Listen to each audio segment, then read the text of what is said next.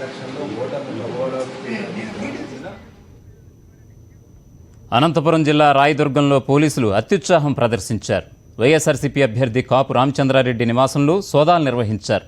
Search warrant లేకుండానే సోదాలు జరపడంపై కాపు రామచంద్రారెడ్డి అభ్యంతరం వ్యక్తం చేశారు. వైఎస్ఆర్సీపీ కార్యకర్తలను భయభ్రాంతులకు గురి చేసేందుకు దాడులు చేస్తున్నారని ఆగ్రహం వ్యక్తం చేశారు. మరింత సమాచారం మా ప్రతినిధి శివారెడ్డి అందిస్తారు.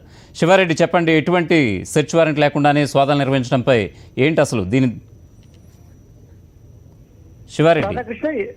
రాధాకృష్ణ ఎన్నికలు సమీపిస్తున్న వేళ అనంతపురం జిల్లాలో వైఎస్ఆర్ కాంగ్రెస్ పార్టీ నేతలను ఎక్కడికక్కడ టార్గెట్ చేస్తున్నట్లు కనిపిస్తుంది. ఎందుకంటే రాయదుర్గం వైఎస్ఆర్ కాంగ్రెస్ పార్టీ అభ్యర్థి కాపు రామచంద్రారెడ్డి ఇంట్లో పోలీసులు, అదేవిధంగా రెవెన్యూ అధికారులు సోదాలు చేపట్టడం, తనిఖీలు చేపట్టడం పూర్తి స్థాయిలో వివాదమవుతోంది. ఎలాంటి సర్చ్ వారెంట్ లేకుండానే మీరెందుకు నా ఇంటికి వచ్చారని కొద్దిసేపు కిందట కాపు రామచంద్రారెడ్డి అధికారులను పోలీసులు నిలదీశారు. అయితే 165 సిఆర్పిసి కింద అలాగే అత్యవసరంగా తనిఖీలు చేసే పేరుతో ఒక నోటీసును తీసుకొచ్చి వాటి పేరుతో తనిఖీలు నిర్వహిస్తున్న పరిస్థితి కనిపిస్తుంది. అయితే దీనిపైన కాపు రామచంద్రారెడ్డి పూర్తి స్థాయిలో అభ్యంతరం వ్యక్తం చేస్తున్నారు. మంత్రి కాలువ శ్రీనివాస్ కు తొత్తులుగా అధికారులు వ్యవహరిస్తున్నారు. చాలా మంది పోలీసులు అధికారులు మంత్రి కాలువ శ్రీనివాస్ అదేవిధంగా ప్రభుత్వ పెద్దల డైరెక్షన్ లో పనిచేస్తున్నారు. కక్ష సాధింపులో భాగంగానే తన ఇంటిపై దాడులు చేస్తున్నట్లు చాలా స్పష్టంగా ఆరోపించారు. అయితే మీడియాని అనుమతించకపోవడం పూర్తి స్థాయిలో వివాదాస్పదమైంది. ఎందుకంటే మీడియా సమక్షంలో పూర్తి స్థాయిలో ఇంటిని సోదా చేయొచ్చని